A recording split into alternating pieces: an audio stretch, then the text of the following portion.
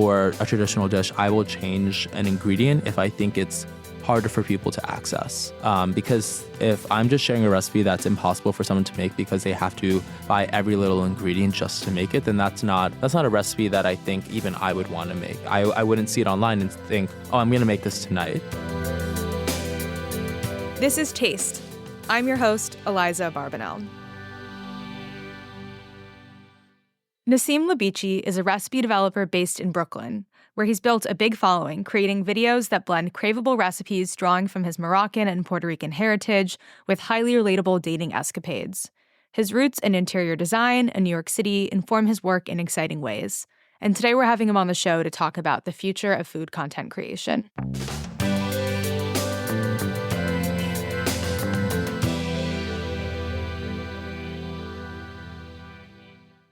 Nasim, this is Taste. Thank you for coming on the podcast. Thank you for having me. I'm super excited to chat today. I'm super excited to chat also. It's funny because I interviewed you for an Edible Brooklyn story a while back, but I'm the only person that listened to that recording. So it's fun to have a conversation that more people can listen to. Oh, absolutely. I think it's just a little more engaging too, to like hear the cadence behind everyone's personality, which is more fun. Definitely. And also I feel like a lot of like your followers and the people that cook your food, they're used to hearing your voiceover. So it's very like familiar in terms of a way to connect with you. For sure. It's funny. I always cringe when I have to do voiceovers because I'm like in my bedroom locked doing them for 2 hours. Yeah, I was going to ask you, how do you feel about listening to your own voice after like doing so many videos?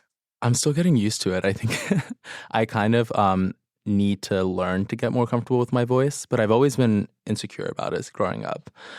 I think a lot of people feel weird about it just because it's not something you're used to hearing necessarily. Although today in like the social media era, I think it's a lot more common to be like, oh, is that what I actually sound like? For sure. Even my boyfriend, he found a video of me like 8 years ago during my YouTube era, and my Brooklyn accent was so much more prominent then, and I completely lost it when I went to FIT. Oh no, bring back the Brooklyn accent. Were you using it. any like Brooklyn slang in the video that you would remember now? I grew up in South Brooklyn, but I went to school in Coney Island. So a lot of, I had like mostly, it was a huge like BIPOC community. So I grew up with the kind of, just like deep New York accent that was different than like Italian New Yorker. It was more, I don't even know what you would call it, but. You know it when you hear it. Yeah, you know when you hear it for sure. So to start, I'm curious, what have you eaten today? Let's see. What did I eat today? I made a mushroom gumbo inspired by my trip to New Orleans a couple of weeks ago, which is really fun. When you say that, I immediately think about Princess and the Frog and the mushroom gumbo that they make. Do you know what I'm talking about? I do. It's inspired by that, and I added beans just for protein because the vegan girlies need it. And then I also had a egg salad sandwich from Court Street Grocers, which is pretty good.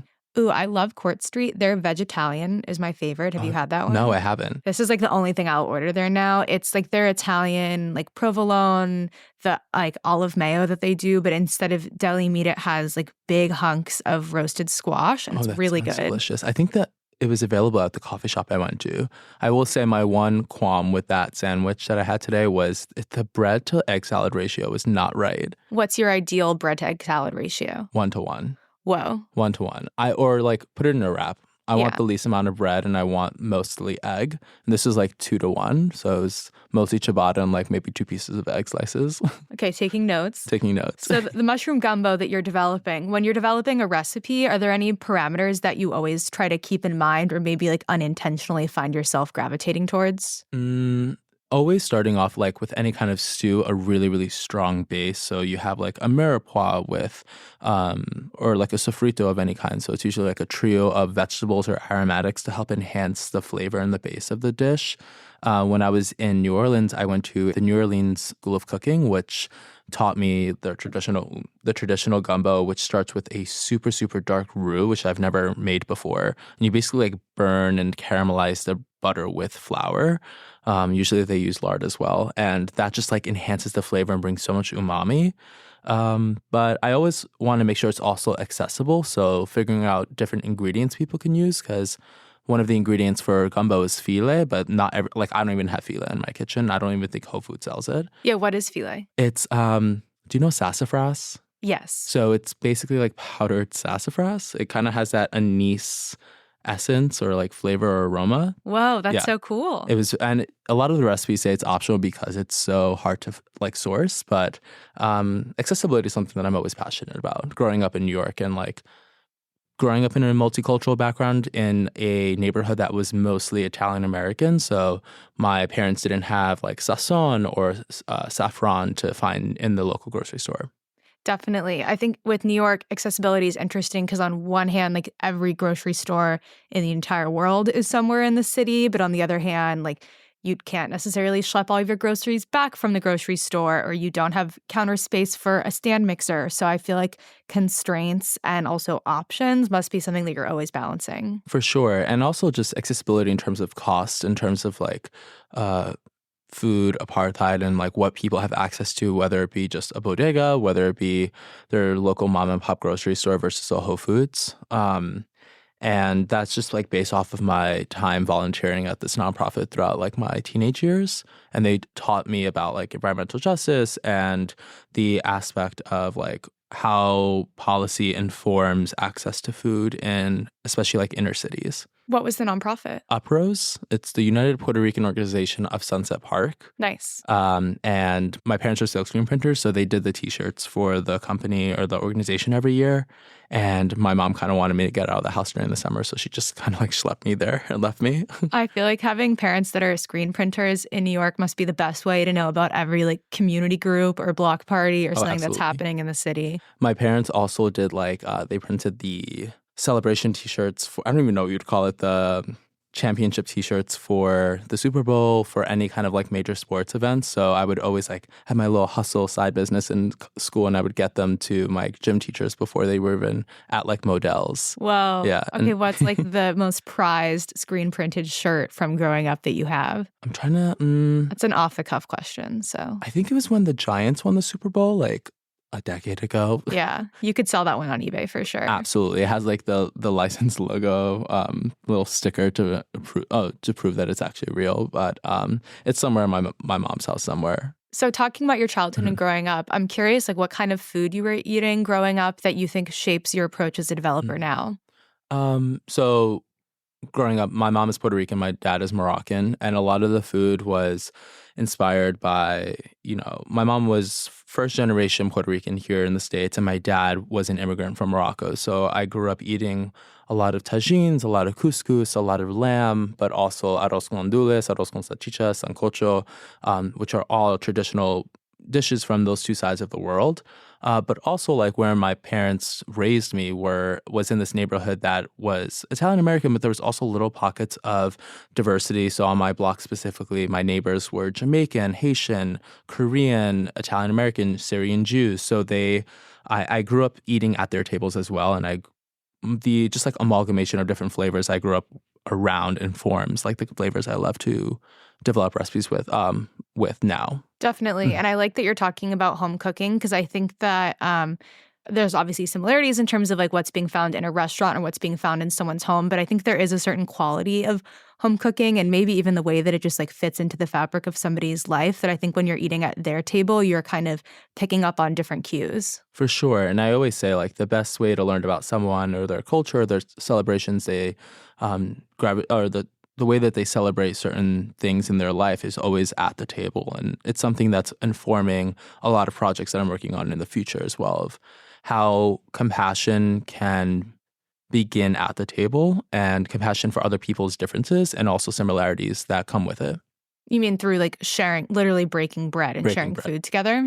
Absolutely. And it's something that my mom always made sure that my brother and I were at least willing to try everything at least once.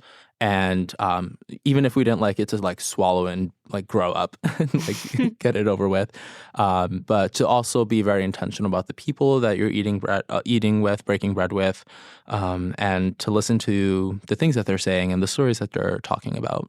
So you grew up eating all of this amazing food. What made you decide that you wanted to like focus your own life and your own professional work on developing recipes? So I kind of fell into it like a lot of my peers did during the pandemic. So I graduated with a BFA in interior design from FIT, and I was focusing in experience design.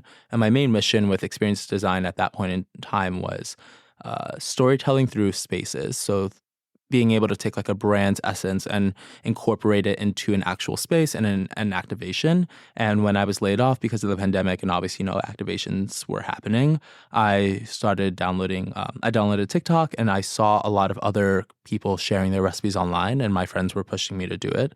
And I kind of lost my passion for cooking in school because I didn't have the time or capacity to do so. But I refound that passion and that love of cooking even more so than I have in the past. So I was beginning to learn how to develop recipes vicariously through, Bon Appetit at that time and, watching YouTube videos from years past. And that reignited a love of cooking and storytelling through food that I forgot about. Yeah, I love hearing about that. And I'm curious when it comes to starting out, were you just sharing videos for things you liked to make a lot already? Were you trying to think about like, oh, I know this looks really sexy. It's going to do well on Mhm. TikTok? It kind of started out a little bit of both. So the recipes that I started out with were very silly, like oatmeal, or I would make this sticky sweet potato like smoothie bowl, and I would roast sweet potatoes and blend it with bananas. And I think also like I had like unhealthy eating habits growing up from middle school to college because of just society and growing up coming to terms with my queerness and the unfortunate comings of entering that community and seeing like what's around you. And actually cooking helped me heal those unhealthy eating patterns. So I was pretty restrictive, but a lot of the recipes were nourishing to begin with. So the oatmeals, the smoothie bowls, and then eventually I was inspired by other years on TikTok and Instagram and being able to see how they were incorporating their own culture into the food that they were sharing. So I wanted to even explore my own culture more so than anything else through the food that I was sharing online. So, what did that look like for you in practice? Were you going to your family and getting recipes that maybe you didn't have previously? Yeah, I think I don't have like the best relationship with my dad per se. We don't talk that much, but anytime I would call him, it was, how did you make zaluk? Or how did you make couscous or this tagine? Like, what do I add? My mom is the person who taught me how to cook from the age of 3. Like, she always says, you learn how to like soft scrambled eggs at the age of 3. Like, you were on a little step stool in front of the stove. Oh, so proud. So proud. And so I more so was able to explore my Moroccan heritage more so because I just ate the food that my dad gave me and put in front of me, but I never actually saw him cooking it. He never invited me into the kitchen. I think a lot of Moroccan and Arab fathers are very similar in that they take pride in like what they're doing, but they want to do it themselves. And this was my way of kind of like taking that back and being able to like add my own twist to things as well. Definitely. And do you find that your parents, I think often with people, including my own family, when you try to get the recipe for something, it's never that easy. Like they maybe have never measured it concretely. It's like, oh, this much of that and an eye's worth of something like Mhm. that. So how do you actually like get these family recipes and then get them to the point where other people online can be like making them and sharing them? So this was during a time where I would go back home more often than I do now. A lot of times I would go home and my dad would make like one of my favorite dishes that he made were these Moroccan meatballs and this tomato stew with peas. Hmm. And I remember he made it and I was just like very intentionally watching him making it from afar. And a lot of times my dad's been in the States for about like almost 3 decades now. So he has lost a large part of his culture. Like he's become very assimilated into American culture. He honestly like loves Latin food more than Moroccan food at this point. So I'll call him sometimes and be like, how did you make this vegetable tagine? And he's like, what are you talking about? Like, what's that recipe? I was like, this is your culture. What do you mean you don't know what like bruat is? And I sometimes that even makes me more inspired to learn the recipe from other people. So I'll call my cousin Selma and ask her because she's very in touch with her Moroccan heritage as well, and find ways to figure out the recipe on my own through multiple tries and remembering how it tasted when my dad made it.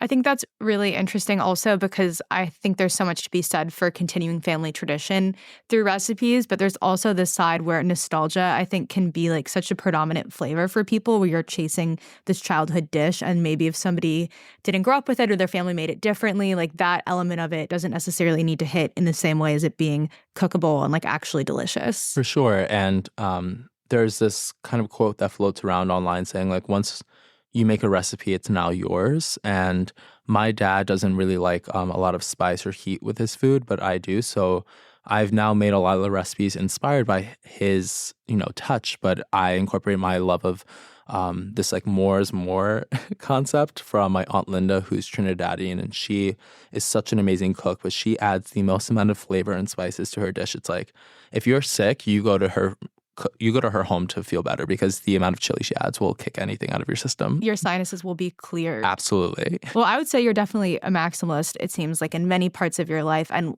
in terms of talking about like TikTok and Instagram and these videos, like the recipe itself is only one component, right? There's how it's shot and there's the voiceover that you do over it, which I think you've kind of become known for having this very like fun, approachable, conversational, like it feels like you're in the kitchen with you kind of style. And I'm curious how you landed on that and if you ever have felt like tension with how many like personal details you want to share maybe, or just kind of like how much beyond the recipe is a part of the process. At one point, my voiceovers were pretty similar to a lot of what's out there right now, which is just sharing and talking about the recipe and saying for verbatim, like, this is what you do. And it's just reading the directions from A to Z. But I started to, it was a pandemic, everyone's emotional, I'm dating. Queer dating in New York City is dating anywhere is terrible, but queer dating in New York City is a different story as well. Yeah. And I tend to use the platform as a means for like my own personal therapy as well. It's just like I'm the kind of person who just needs to get whatever I'm thinking and whatever's bringing me anxiety out. And the second I do, then I'm kind of over it and I can move past it. So I kind of used my voiceovers as a means to express what I was feeling emotionally and how this meal maybe made me feel better, how it comforted me. And it was also like a place of resonance for people who might have been going through something similar, which was really, really beautiful. Are there any like videos or recipes that you remember as having like a particularly interesting response? In regards to like the voiceover that I mentioned? I mean, I'm thinking about the voiceover, but if something else comes to mind for you, I'm curious too. Well, in regards to the voiceover, I've done so many, I don't even remember them. They're all like one big diary in your head right now. Big one. Probably like after my first heavy breakup for my like first relationship. Oof, yeah. And yeah, that was very bad. I was very sad. And every recipe was just like, why did I date another Virgo? Like, why? But I think one of the other recipes that I've shared any recipe that I share that's a traditional Moroccan dish especially, or even a Puerto Rican dish, I get a lot of response, sometimes good, sometimes bad, from people living in the diaspora and within the diaspora, and then also from that native land. And a lot of the response is, that's not how you make it. You're like bastardizing this recipe right now. Like, you're not being intentional about the cuisine.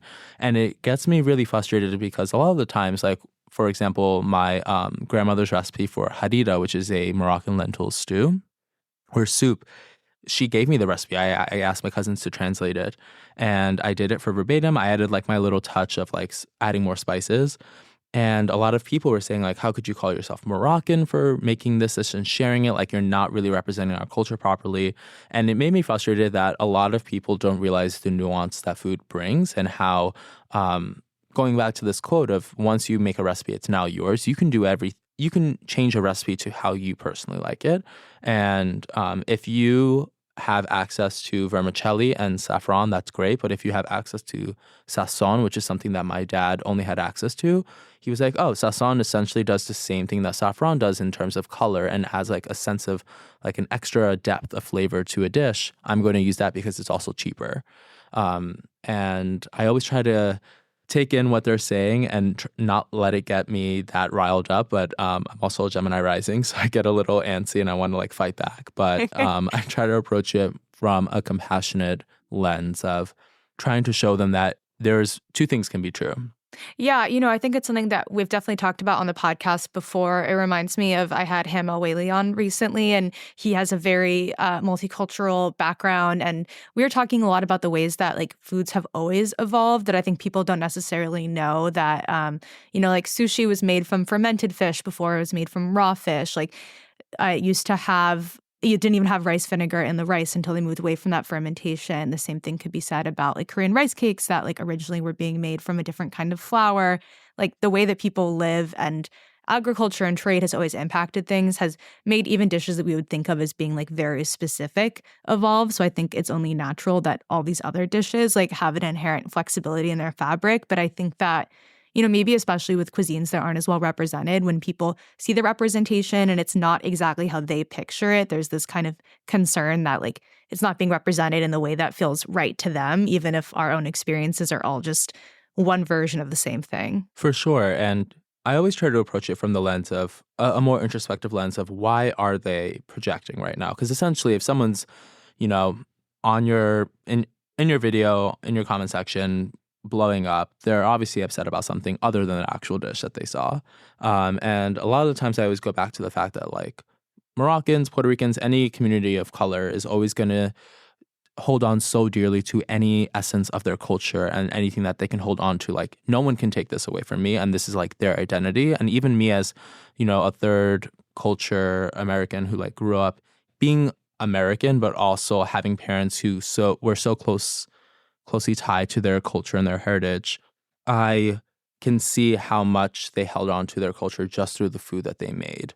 My dad always would have the biggest smile on his face whenever he would make like a couscous or a tagine, or we would celebrate any Muslim holiday like Eid or Ramadan. And I always try to remember that they're just afraid that they're losing their identity, or that their identity is being misconstrued through the obsession of diversifying one's kitchen, which I think is really beautiful in one part, but I also think it can be really easy to lose an essence of a culture when everyone is. It's kind of like telephone when you have one message and then eventually the message at the end of the line is just completely wrong and different. And again, there's like two things can be true. And it's just like, what is the intention behind the recipe that you're developing, and why you're making it is always the most important part to me. Yeah, I think that's really good to keep in mind. And it's also kind of a symptom of this moment of cooking that we're in, where we have the internet and there are so many different recipes for things online, and there are people that are doing like inspired by or a riff, heavy. I'm doing real air quotes in the studio right now, but that, they didn't learn the recipe from a source that has the correct context, and it is going through that telephone. And I think that everyone has seen, I feel like there was like the New York Times that put peas in guacamole, for example. There have been some very like famous moments of riffing on recipes in an untraditional way that I think like everybody has seen, that kind of is maybe in the back of your mind when you encounter something that's unfamiliar. For sure. And sometimes I feel that way when I see someone making a Moroccan dish. I'm like, that's an interesting take. And I have to sit with it and I'm like, is it inspired by it? Because I've seen people make iterations of like a zaluk or an eggplant dip or like a tagine, and they'll add something that I've never seen before, and I have to just like sit back and like question. And sometimes I'll DM them like, oh, where did you get this like inspiration from to add this specific ingredient to this dish? Because I'm just curious as to why they added it in the first place. Like a lot of times for a traditional dish, I will change an ingredient if I think it's harder for people to access. Because if I'm just sharing a recipe that's impossible for someone to make because they have to buy every little ingredient just to make it, then that's not a recipe that I think even I would want to make per se. Like I wouldn't see it online and think, oh, I'm going to make this tonight. My favorite recipes are when I see comments come in and they're like, oh my God, I have all the ingredients for this. I'm going to make this right now. And I remember this one time someone asked me, they're like, why do all your recipes use the same ingredients? I'm like, you should be lucky that I'm using the same ingredients, because now you have them and they're not going to waste, and you're able to use these ingredients and completely change how they're mixed together or how they impact a meal. I love tahini, and a lot of my ingredients, a lot of my recipes incorporate tahini because it's my favorite source of fat. But it's so good. I feel like sardines are something you use a lot also. My 3 of my uncles in Morocco are fishermen strictly for sardines to be tinned. So I feel like genetically I have to be a stand for sardines. Yeah, and your family must have like incredible skin and nails also for all the omega-3s. Very long hair. Everyone has very long hair. Do you know like specifically what brand of sardines, and have you tried them before? I don't know what brand, but there is one brand that I love the most. I get it from a small Middle Eastern market called Malco Brothers on Atlantic Avenue. They also have the best dates in the city that I've ever had. But it's a yellow tin, and it's a product of Morocco. And there's a spicy version of the sardines, and then a non-spicy version, and they're just delicious. Okay, I'll keep an eye Yeah. out. And I know that you're working on a cookbook proposal right now, and I love just hearing you think about all these food influences in different ways. So I'm very curious to know what you can tell me about the cookbook. So the cookbook proposal has been in the works for like a year, and it's It's a triggering topic. just a little. It's sometimes I get envious. I see my friends who are in this field as well, and they've finished their cookbook already. And I remember us starting like the cookbook proposal at the same time. And I just want to be very intentional about the stories that I'm telling. It's mostly inspired by my experience growing up in New York City and having access to other people's cultures through food, and also the essence of like chosen family. And I don't want to give like too much away, but chosen family is something, especially as a queer person, that I've come to almost be obsessed with the idea of chosen family. So how people who aren't blood related to you, don't literally owe you anything per se, can impact your life and be there for you and show up for you even more so than like your family that you were born into. And how food has been such a beautiful way for me to nourish them the way that they get to nourish me, or the way that I feel nourished by them emotionally and spiritually. Yeah, so it's like a community cookbook, maybe not in that the recipes are coming from other people, but that it's born out of your community. And it's born by like the families that I grew up around. So I love this idea that right now on social media, chosen family is associated with like queerness and the Mhm. LGBTQIA plus community. But especially for people of color, chosen family has always been a part of the community. It's we were taught to lean on each other because there were so many policies, and systemically we weren't protected, or we weren't nourished the same way that the other people in communities were. So leaning on your neighbor to pick up your kids after school and they're there until 8 p.m. because you're still at work, or being able to go home to their house for the holidays because your family were maybe they didn't celebrate Christmas and you were interested in like being able to experience their culture and their traditions. So, for example, like my childhood best friend Lauren, she's Jewish, so I would go to her house every single year for Hanukkah, and it was always so fun to like break open the brisket and the matzah and like watch your Yeah, grandmother make matzo ball soup. And it was just, it was one of my favorite memories growing up. I love that. You must be a dreidel shark then. Dreidel shark. Like for Hanukkah, are you good But at dreidel? I'm not Maybe. good at dreidel. I have Okay, terrible hand-eye coordination. I'll have you over to my lock-up I party would and you can love. practice. I would love. Well, I think that sounds like a really great idea for the cookbook, and I don't think you should feel rushed about finishing it because it's a long process, you It know? is for sure. Yeah, you're in the process of one. No, No, thank no, God. no. I talked to other people about theirs. I'm like, well, that seems like a lot of work to do because it's the recipe testing and the photo shoot. It's such a combined process, and like you're doing all this other work at the same time. Absolutely. But it'll get there, you know? And I also am very intentional about who I'm working with in terms of like selling the book, and if they actually understand the mission and the story behind the book. Because if you don't feel passionate about the book, you're not going to where it's not going to be a mutually beneficial partnership to work together to get this out there, because I want someone to believe in it as much as I do. And I think there's a lot of the same style of cookbooks, which is just as important. But I don't think there's that many cookbooks talking about this kind of essence. I think there's more of them coming out now with the resurgence of like community and cooking online with social media. But I'm excited to see, and I'm very interested in seeing how even publishers respond to this kind of like proposal. Yeah, I'm interested as well. And I think one of the reasons why is that we just published a story on Taste. I mean, at the time of this recording, about the history of like queer cookbooks and specifically like more like sapphic cookbooks in the 80s and 90s, and how difficult it was for so many of them to be made by publishers. And now we're in a moment where there are so many like prolific people in the food world that are queer, as there were people back in that era as well. And so, like, seeing the way that queerness is centered or maybe like transformed in different ways in regards to food, to me is really interesting. Absolutely. And I wanted to ask you about the Ali Forney Center because I know that's a group that's very close to your heart and that you cook for their dance-a-thon. And I'm so curious, like, what you cook for people that are dancing for, is it 24 hours? As long as they can? I think this one was, uh, 8 hours, Eight but hours? you were That's still a supposed lot of to. dancing and eating at the same time. A lot of dancing. So last year was the first dance-a-thon. I was brought on board by Dev Doe, who's a famous drag queen in New York City, and then also Eddie Massib from Eddie's Grocer in Greenpoint. I was there on Sunday. Were you? Wait, were Yeah. you at Ali Forney Center? No, Eddie's Oh, Grocer. Eddie's Grocer. And so last year was the first year of Dance-a-thon, and I was like one of like 10 queer chefs who were there just like nourishing the people dancing. And it was to this day like my favorite moment in like a long time.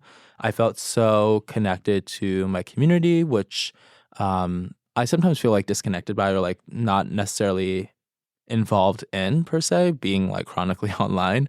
But and then also being able to share my culture. So I made the Moroccan meatballs with peas, and everyone. I think I was like one of the first chefs to sell out, and it was just like really beautiful to see people loving this dish that I grew up eating, and also being able to nourish such a good cause and help people feel really full in so many different ways while they were also doing something for good.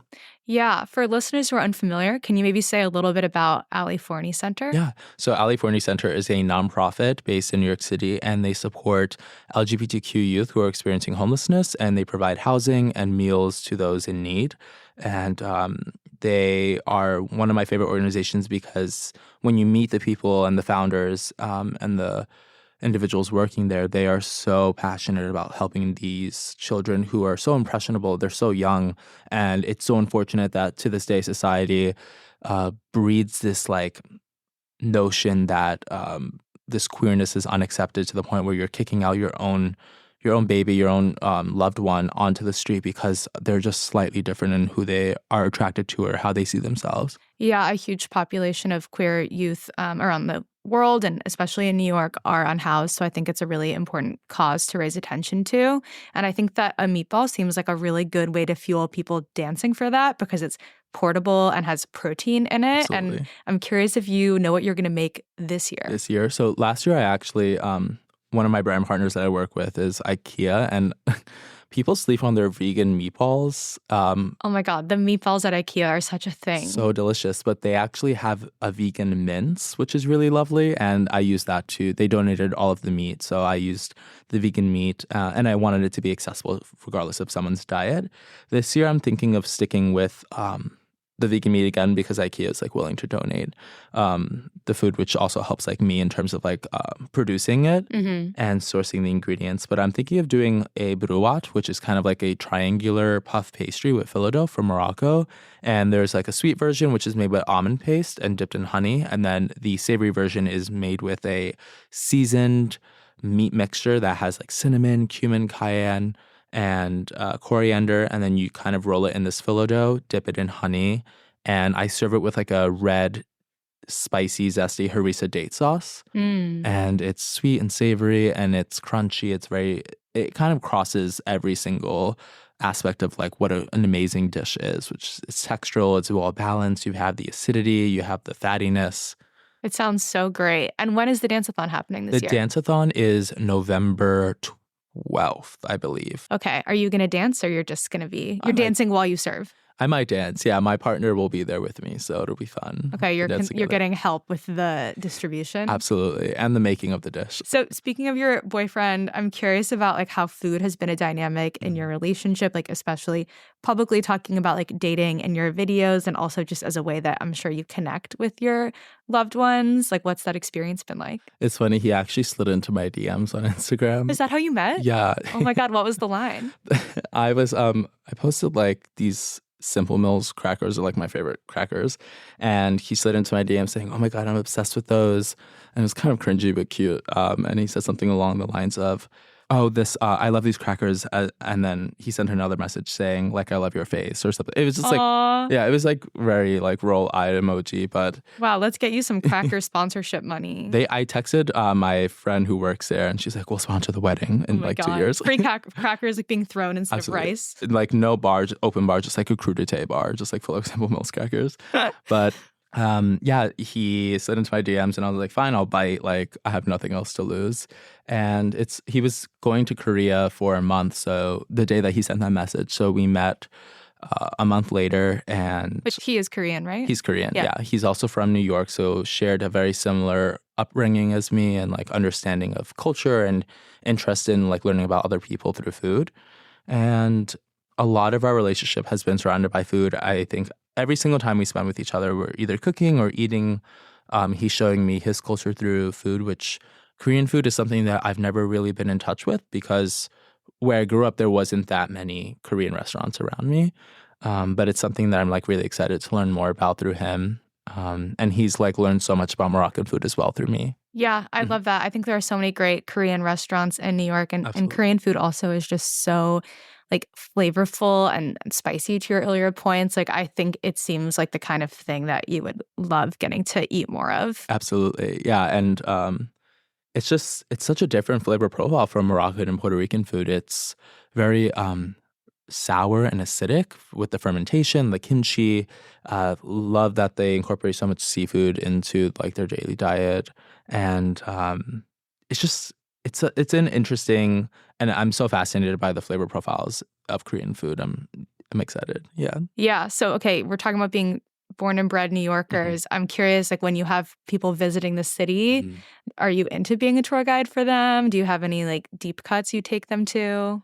I think one of my favorite things to take people to is just like my favorite restaurants. I don't really, if they want to go to like the Empire State Building, that's on them. I'm not waiting online, but No, you don't have no, to go to Midtown. absolutely Okay, not. will you tell me like a couple of the For restaurants? sure. Yeah. So I live in Brooklyn, so a lot of the restaurants are in Brooklyn. And I think people who visit the city are afraid to step out of the bounds of Manhattan. I'm like, please just go to Flushing. It'll transport you past New York City to a different world. It's Flushing is a thing of its own. But I love Winson in Williamsburg, which is a Taiwanese restaurant. The Uh, bakery or the restaurant or both? both, Yeah. both. Scallion pancake, bacon, egg, and cheese is phenomenal. Except for I think the bakery blew up on TikTok a couple months ago It did. because whenever I've tried to go, the line has been like down the block in a way that I've never seen. And that is like my one qualm with TikTok as well is like you ruin the experience for a lot of people when something goes viral. And sometimes I worry that it affects a restaurant in that they want to speed up production, but they then lose the quality of the actual dish because they're trying to ramp up production of this dish. But yeah, Wonton is phenomenal. I'm obsessed with Kiki's is one of my go-tos. It's just like such an easy, good meal. It's Greek food. It's pretty affordable. The vibes are always great.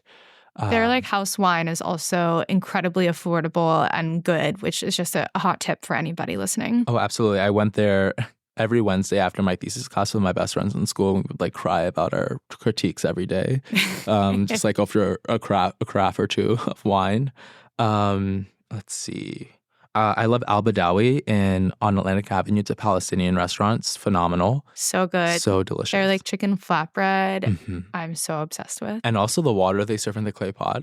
Yeah. Like the freshest, I don't know, maybe it's just the clay pot, but it was the freshest water I've ever had in my life. It was I so think it's like, delicious. drinking like a Coke out of a bottle is better than from a can. I think drinking water out of a clay pot is a similar, like, just serving textural experience. Absolutely. It's so delicious.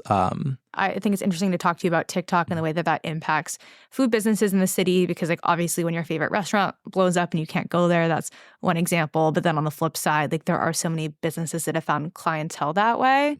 Do you think of yourself as like a food TikToker when you're doing like recipe content as opposed to like, this is me like eating in a restaurant and Mhm. like doing like a mukbang style video of everything I'm getting? I most of my content is sharing recipes that I've developed or recipes that I've learned from other people and my friends and family. But I also have started trying to incorporate like just me trying new restaurants on TikTok just because it's fun and silly. And you get to show like your little outfit when you go out to eat and like it's just good vibes all around. Yeah, the fit checks are important. The fit checks are always important. It's just like it makes me feel good too whenever I post it because it's like, oh, like yeah, it's cute. I remember I went to Bonnie's, which is really good. I went to Bad Roman, which was like fine. Um, Intense. intense, yeah, very. That's a good word.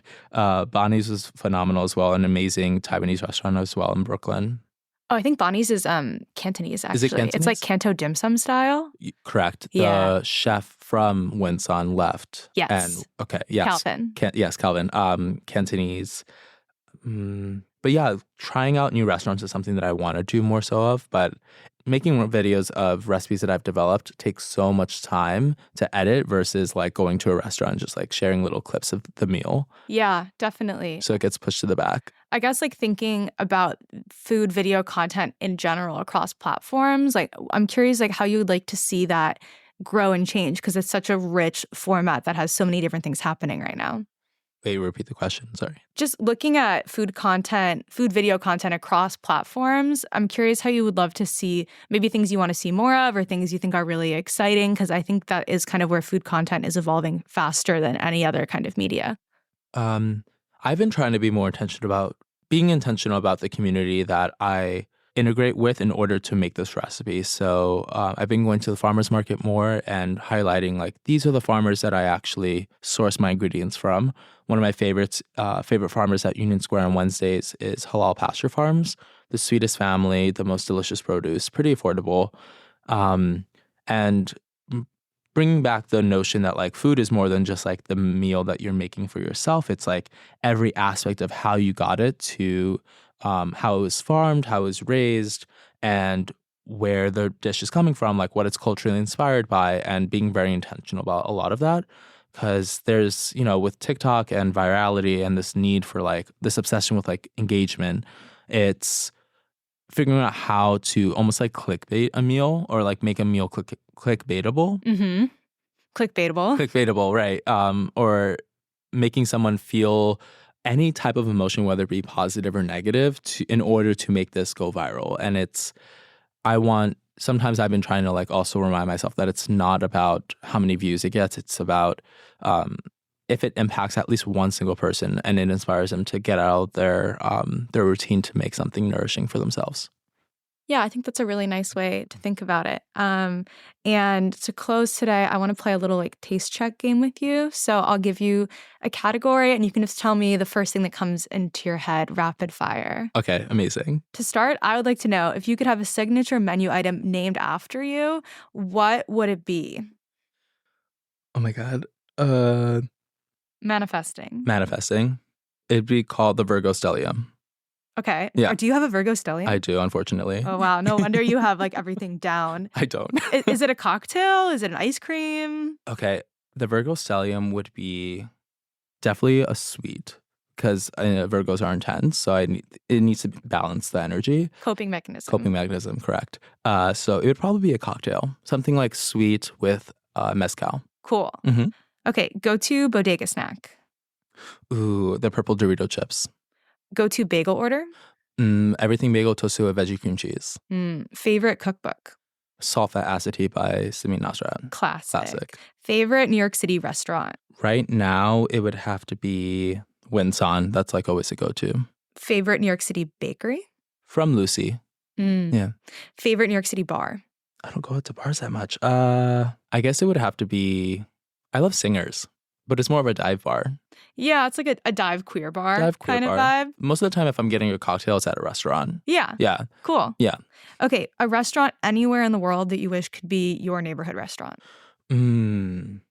There is a restaurant in Seattle called Marrakesh, and it is the best Moroccan restaurant outside of Morocco that I've ever been to in my entire life. Well, okay, next trip to Seattle, I have to go. Phenomenal. And there's no Moroccan restaurants in New York City that perfectly execute Moroccan cuisine without influence from any neighboring cultures or cuisines, if that makes sense. Yeah. It's just like strictly Moroccan food, which is sometimes all that I want. Wow, okay. Yeah. A now closed New York City establishment that you wish you could resurrect. Mimi's Diner. Yeah. Yeah, I miss Mimi's. Great. Although I have to say that my friend Tanya that I do cake scene with is the pastry chef at Little Egg in the Mimi's space. And I do think she's continuing some of the pastry vibe a little bit. I have to advocate. Does she make the carrot cake? She is going to do it as a special. It's not always on, but we can lobby her, I think. I think so. I'll DM her. Like, we need the carrot cake back. To close, a fictional food scene that you wish you could eat. Remy when he eats the grape with was it the grape with the cheese or strawberry with the cheese? Yeah. Yeah, that scene. Maybe I'll just like pop an edible and try recreating it myself. You know what? I picture you coming up with flavor combinations. That is what I picture is like the closing your eyes and like seeing the shapes and colors. I So, actually have said that I see flavors like colors. So when I pair flavors, it's like pairing, like it's like color theory. whoa, do you have synesthesia? Maybe it's a form of it, but I just sometimes I'll think of flavors and I just know it's going to work because I can see them. Okay, so what color is like coffee? Well, coffee's hard because it's like Brown, it's yeah. brown, yeah. But like cardamom to me is obviously like brown, but it evokes this um, kind of like deep emerald green kind of flavor to me. Mm. Okay, well, Yeah, let's go bring some crayons to the kitchen I next would love time. to. This was so fun, Nasim. Thanks for coming by. Thank you so much.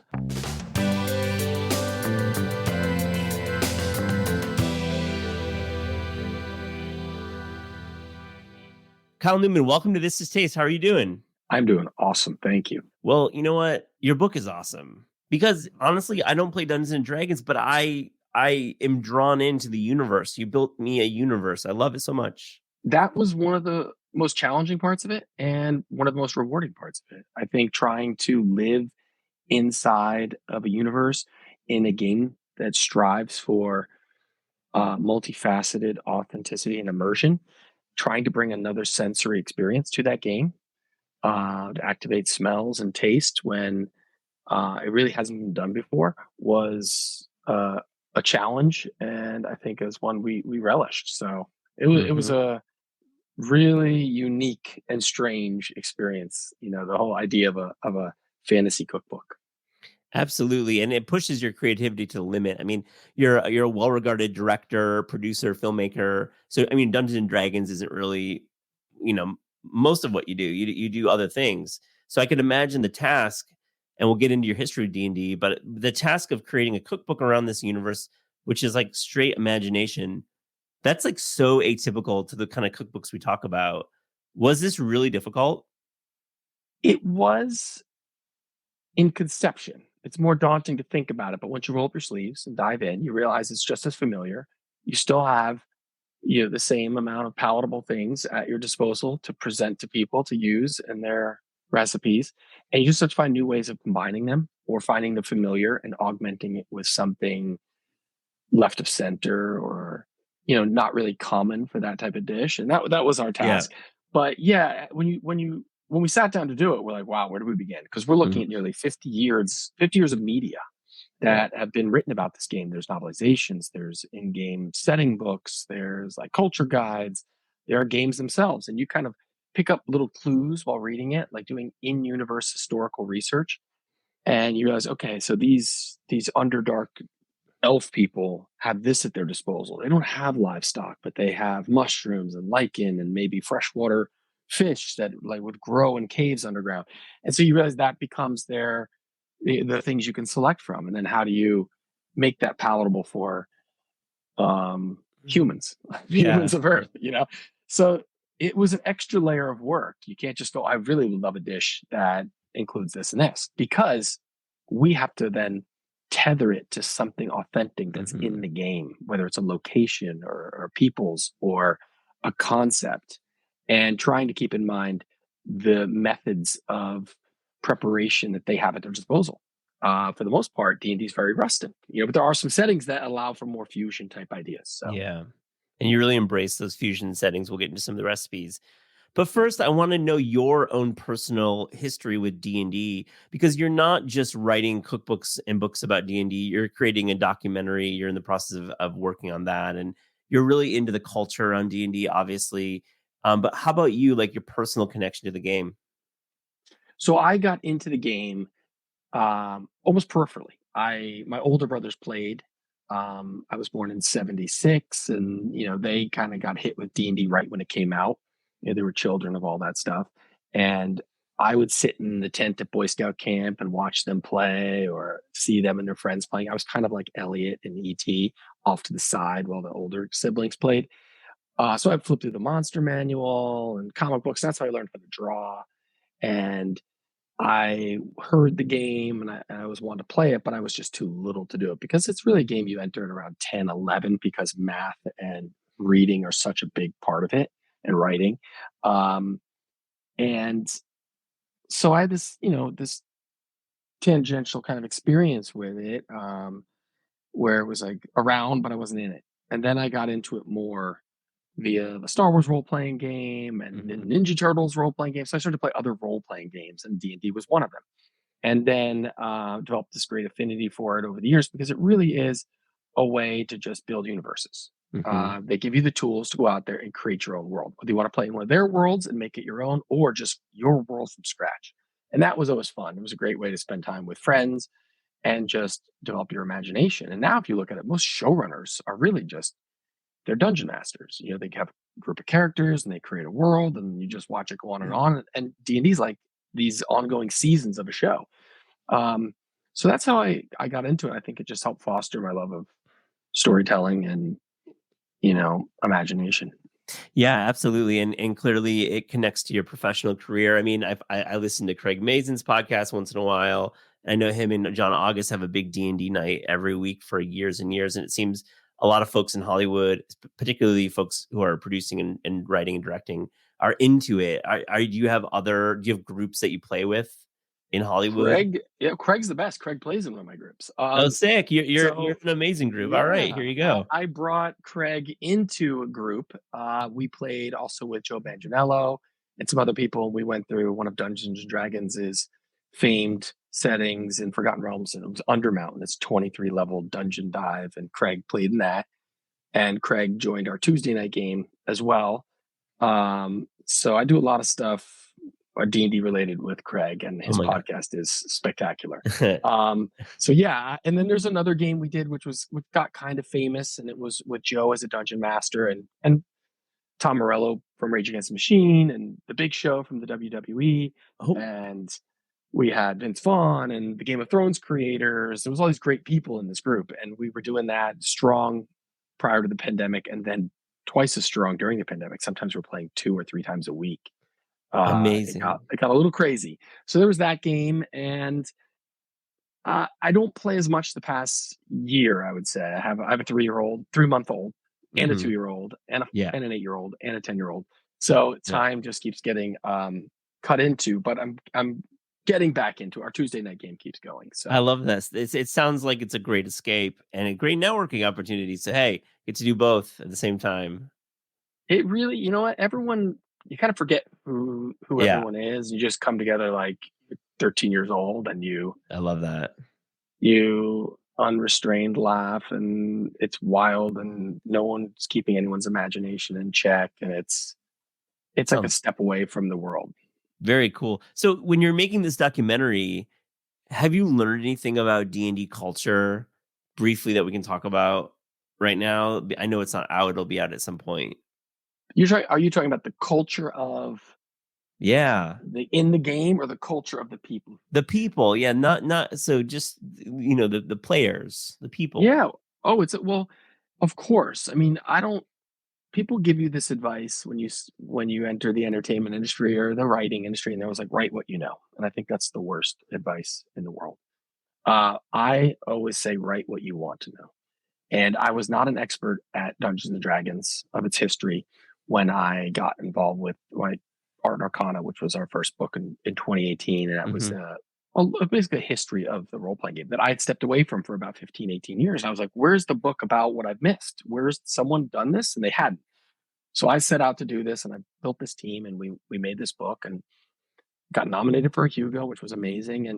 And we started to really deep dive into the culture, these people. Why is this game enduring? Why is a game that's traditionally analog?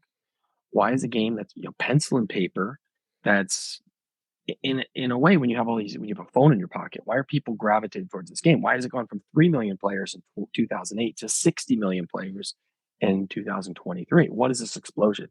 And I think it taps into a few things, and there's a few reasons why it's risen again. It's like, first of all, the culture of nerd it isn't as taboo as it was. Fantasy isn't taboo. Everyone, it's mainstream. You have Game of Thrones, you have Harry Potter, you have Lord of the Rings. They're You have winning big. Seth Cohen. Yeah, you have all these people that are like role models in your culture, and you're watching it, and it's mainstream. So you're like, wait, this isn't weird. This isn't taboo. This is just like everything else I do. So you're familiar with it. You have the vernacular, and then the game itself has been demystified. You don't have to be. It's not like, what is this weird arcane game you Mhm. play? Is it a cult? A cult? And you're like, no, it's just people getting together. It's collaborative storytelling.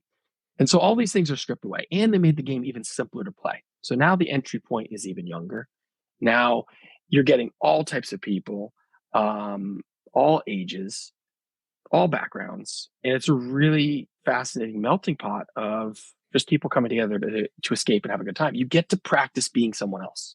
Is what some people love it, and sometimes you're exercising a part of yourself you never get to exercise, and you play it through a character. And you're seeing this game infiltrate um, prisons. You're seeing it infiltrate therapy now. People are finding there's new ways to unlock sides of people or get them to talk about themselves.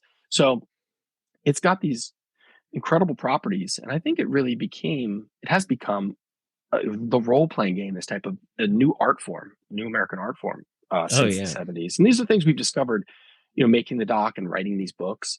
But it's endured because of the people, because this could have easily died, many times. Absolutely. D&D You said, has died. I mean, 8 million in '08. I mean, that's like almost compared to 60 million now. It's incredible growth, and it almost did die probably then. Let me ask you just quickly, when you say it got easier, that really is interesting. What does that mean exactly? They the rule system itself is just a little simpler. There's not as much math. There's less complication. If you're getting into combat and having to figure out things, it doesn't last as long. You might say, "All right, this is a winnable battle." There's a way for a dungeon master to ease through it, so the story becomes more central than some of the technical things. Also, there's D&D Beyond, which is like a digital app that you can Mhm. just it basically walks you through building your character in 3 or 4 minutes. You don't need someone to sit and explain it to you like you used to, or you don't have to read a 50-page Mhm. section of a manual. Now you can sit down and just do it. It's intuitive, and you've built your character before you know it. There's dice rolling right in the app. So it's exponentially simpler, and the rules themselves are easier to learn. It's So really cool that you say the that. barrier for entry has just dropped. So let's talk about the book and about, are it's been out for a little while. Are people cooking from the book? And what are you seeing on social media? Are there any recipes that you're seeing out there in the universe, anecdotally or just on social? Oh, you know what popped up after the first book? Heroes Feast 1 came out in 2020. Yeah. And a Facebook group developed, the Heroes Feast Facebook group. And these people get together and they take pictures of their versions of our recipes, which is great because so much of D&D is homebrew. It's putting yourself into it. It's customization, which we Yeah. encourage in the book. And so people will be like, I did it this way, but I substituted this for this. And this is how it came out. And they'll share their stories about making it.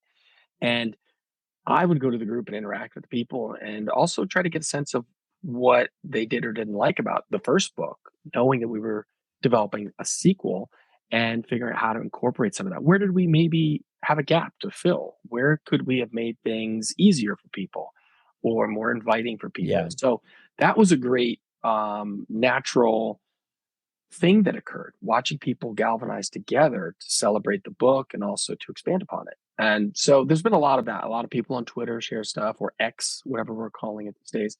And it's been rewarding to see people take to it that much. And then, of course, we launched the Heroes Feast show this fall.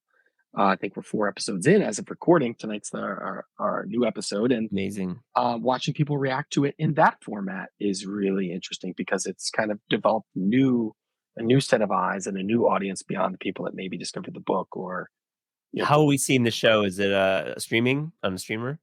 it's so D&D has the D&D Adventures channel, which is just D&D exclusive Cool. content, and that's on Amazon Freevee and Plex.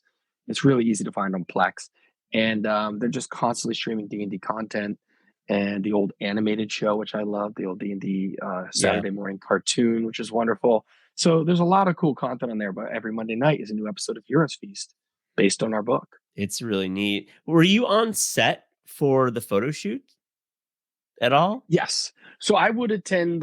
We kind of I for the first book I was there almost the entire time and did our location stuff. The second book, we kind of divvied up the tasks a little bit. we did this wonderful shoot up at a castle, which I had located at the tail end of the first book. I was like, if we're going to do a second one, we got to level up. It can't just be back to a tavern. This Right. castle, I found it. And I kept pressuring everybody for 2 years to shoot at this castle. And they proved to shoot at the castle. And it lined up exactly with when I had to go to Europe last winter to shoot some stuff for the D&D documentary.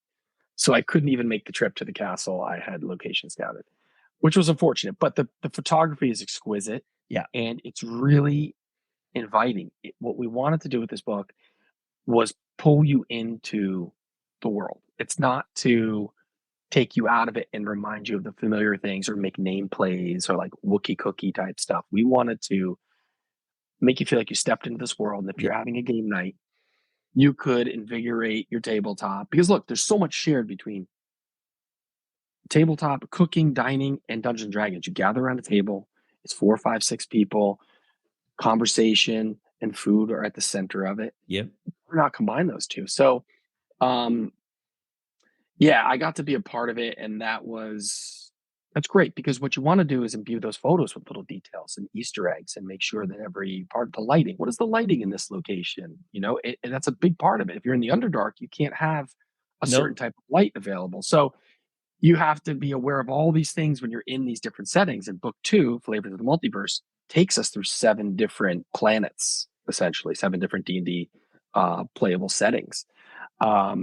So there's a wider breadth of visuals at play. It's a stunning book, and I think it really changed the way I thought about doing like a crossover, so to speak, book where it doesn't feel corny or overly branded. It feels like you're built a universe. So I agree with you fully. Love the book. You guys should feel very proud of it. It's terrific. I'll be honest with you about something. So about, I don't know, 6, 7 years ago, I was in a Barnes & Noble around holiday time, and I saw a themed cookbook. Yeah. And I picked it up, and I was like, I think I even took a picture of it, maybe like put it on social. I was like, what the heck is this? Mm-hmm. I just couldn't wrap my, I was like, this is jumping the shark. This is very bad, I would imagine. Yeah. And then a few years later, here I am writing one and so passionate about it and fully believing in it. And I had to come, I love D&D, I love all aspects of it. But I think when the idea of it first came up, we were all like, is this too much? Are we, and it clearly it wasn't, because once we started going, we could not stop. We have a database of like another 200 recipes that have come from our research, and you just feel like there's so much more to mine and explore. And so much of it is curating and balancing, saying, well, we can only have this many breads, so we have to save these. We can only have this many desserts.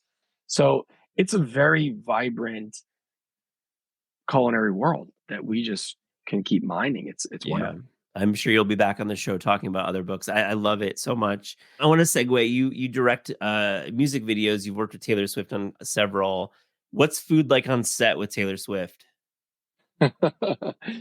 Taylor Swift's awesome. Yeah, definitely. She's great. No, I got to know her really well. She's actually godmother to my second born. Wow. And lived with her for a little bit. She just loves life, lives life, follows her culinary passions and instincts. She likes to cook. It's food on set. It's more or less traditional set food, but I wouldn't say it's anything out of the ordinary. But she's somebody that's just like, if she wants something, it's just like, go for it. That was my experience with it. All right, fair enough. I mean, I think it sounds like it's probably just down to business. You don't have that much time. But when you're living with Taylor Swift, it's cool. Like, and you're close. Are you guys like cooking together at all? What's the vibe like? At the time, it was years ago, but we had, and it was, yeah. I mean, she cooks. She's a domesticated person. I think she bakes. She loves that stuff. You've been a good sport. I rarely get to talk to Taylor Swift, like, for, one level away. So that's just for our Taylor Swift fans. Appreciate you being a good sport there. Let me ask you though, about future projects. And you're showrunner and producer. So I'm going right to the source here. With the success of the show, The Bear, and I'm not sure if you've actually watched that show, but it seems there's real tailwinds for like food related drama and scripted television. Are you interested in doing that work at all now that you've written 2 cookbooks? You're clearly in the game. Absolutely. I when I approach any um, media or potential projects, I don't put any stigma on it or judgment. If there's a way for me to bring out an aspect of myself and make it better than what someone's handing me, and not just say I could do this. I almost want to make something better than before I got involved, so I can improve it or add a dimension to it. I'm in. Doesn't matter if it's an unscripted show. It doesn't matter if it's a movie. It doesn't matter if it's kids entertainment. I'm open to anything. I think with the books and stuff. People are like, well, why are you making books if you're a filmmaker? But I love this stuff, and it's a part of me. So, and it was part of my youth, and it formed me. So why not revisit it? Yeah. There's no fault in it, and if you can make a high quality product, then that's all that matters. And with Penguin behind us and 10 Speed, we felt like they weren't trying to jam something through and just be like, D&D's big, go jam a book out quick. No, It definitely felt not. like we want the preeminent cookbook, themed cookbook, IP based cookbook. We want it to look beautiful. We're not going to pull back in any way. You guys are the experts on this subject matter. What would make the most authentic, immersive, beautiful experience?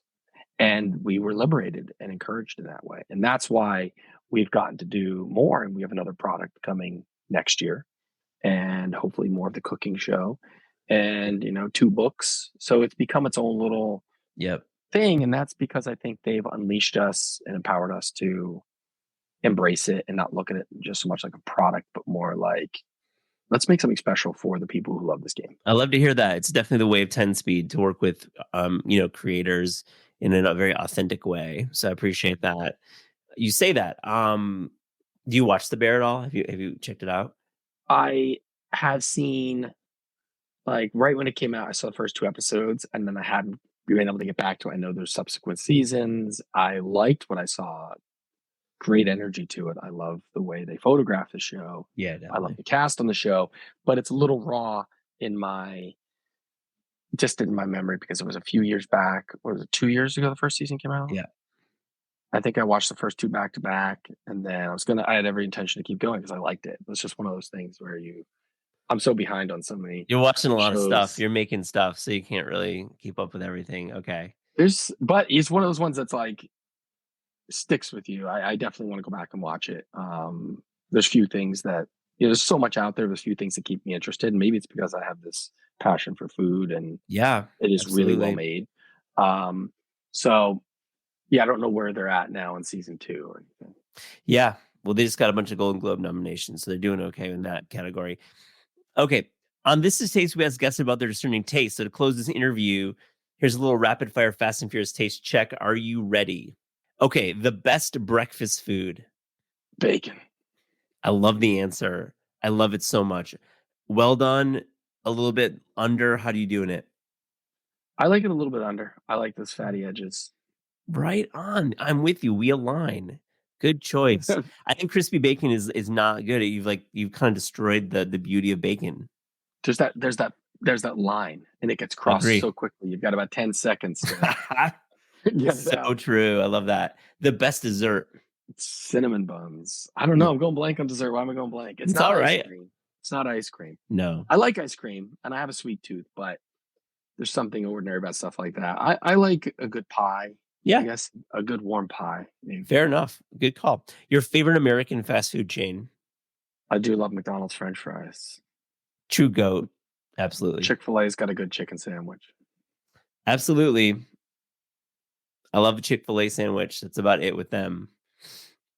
Your favorite And LA the sorry. Jersey Mike's sandwich is I do like that from going fast food from the New Jersey connection. Respect it. The original one is 10 minutes from where I would go to the Jersey Shore.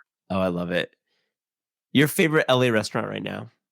I like a little tiny sushi spot that's near my neighborhood called Studio Sushi.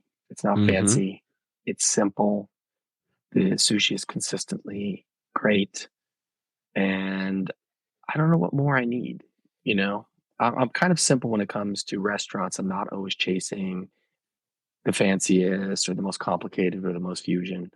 I I want to know that what I get is is done well, done with care. It feels like it's run by a family. I like that. I don't. I'm not snooty when it comes to all that. Respect. When I go to Studio City, I go to Daikon, the little Yeah. izakaya. Really cute Yep. inside. I love that place. That's. I ate there recently, and that's wonderful. Yeah, it's cute.